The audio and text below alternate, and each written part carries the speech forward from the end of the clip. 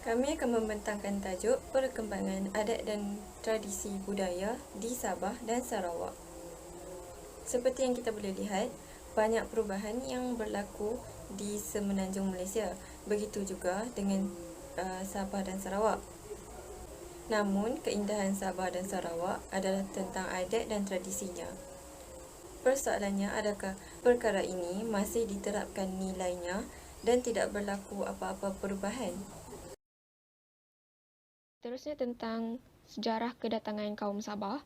Kaum Sabah dapat dikesan seawal 200,000 tahun yang lalu kerana wujudnya sampel-sampel seperti tukul batu teras dan juga serpihan batu yang telah digunakan.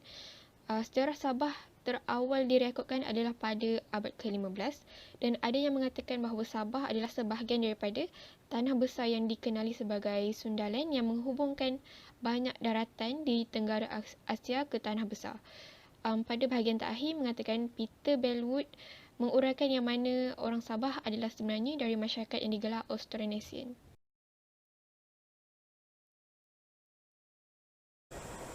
Seperti yang kita sedia maklum, terdapat pelbagai jenis kaum yang tinggal di Sabah. Kumpulan etnik yang utama tinggal di Sabah ialah Kadazan Dusun.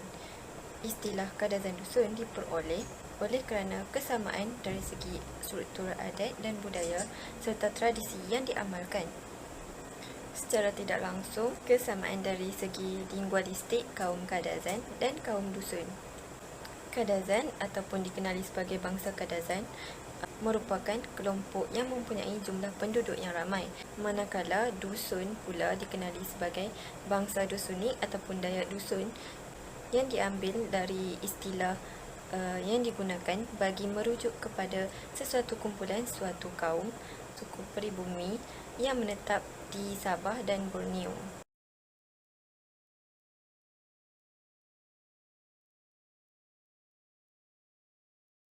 Bagi adat dan tradisi, kami bahagikan kepada beberapa bahagian.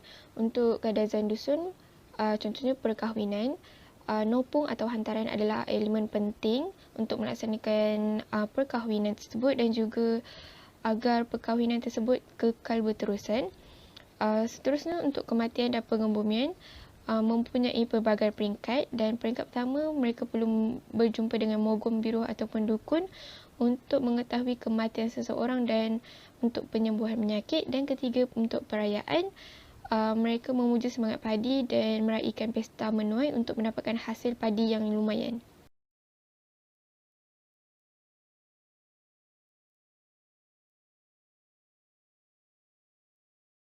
Baiklah, yang pertama dari sudut pegangan dan kepercayaan agama. Umum diketahui masyarakat Sabah pada zaman dahulu kebanyakan daripada mereka mengamalkan kepercayaan animisme, iaitu mereka mempercayai akan unsur-unsur dan alam semula jadi seperti batu, pokok, dan mereka juga mempercayai akan kewujudan iblis dan juga syaitan. Manakala sebahagian daripada mereka yang lain juga tidak menganut sebarang agama, iaitu istilah yang mereka katakan ialah pagan. Manakala corak perubahannya pada zaman kini ialah setelah kedatangan agama, majoriti daripada masyarakat Sabah itu sendiri menganut agama Kristian. Sebilangan daripada mereka yang lain juga menganut agama Islam dan juga Buddha. Seiring daripada itu, maka bilangan masyarakat yang menganut animisme dan juga pagan semakin berkurangan.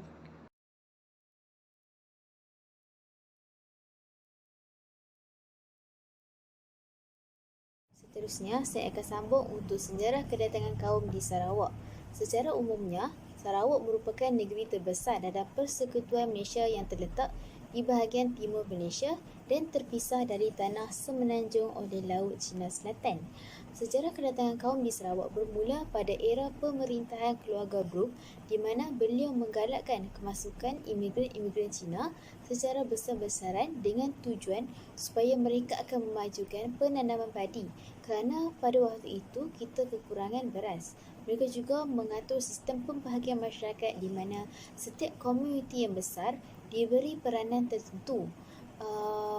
Malah semasa pentadbiran British, mereka telah membawa masuk buruh-buruh asing dari luar ke dalam Sarawak seperti buruh dari China dan India.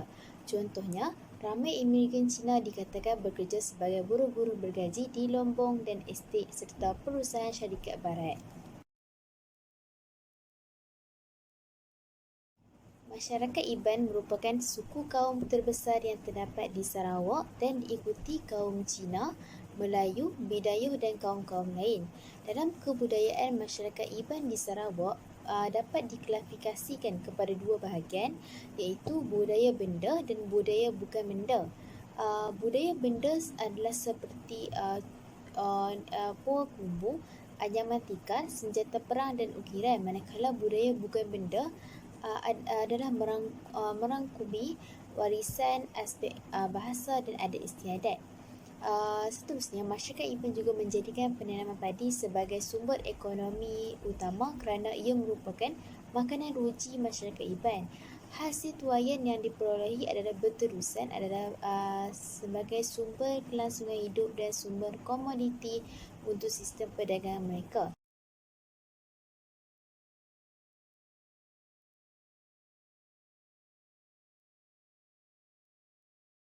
Seterusnya, kita dapat lihat adat dan tradisi masyarakat utama iaitu masyarakat Iban dan Bidayuh di Sarawak. Masyarakat Iban mengamalkan beberapa adat dan tradisi, antaranya yang pertama ialah upacara nyabak yang dilakukan ketika berlakunya kematian di rumah panjang. Upacara ini dilakukan selama 3 hari oleh tukang sabak kerana kemahirannya dalam bidang tersebut. Dan upacara ini bertujuan agar roh si mati berada dalam keadaan yang tenteram.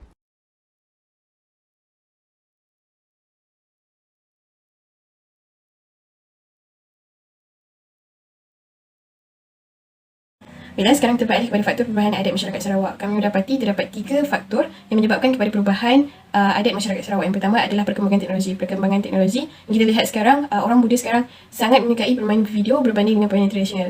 Perkara ini termasuklah masyarakat Sarawak. Dan faktor yang kedua adalah masyarakat Sarawak yang berhijrah ke bandar.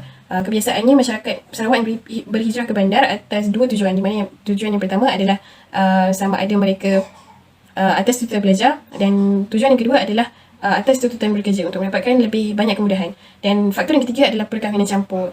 Disebabkan seorang masyarakat Sarawak berkahwin dengan berlainan bangsa, mereka terpaksa berhijrah ke satu tempat lain untuk mendapatkan kemudahan yang lebih baik dan terpaksa menetap di situ dalam jangka masa yang lama, dan sehingga merupakan adat dan tradisi kampung halaman mereka iaitu Sarawak.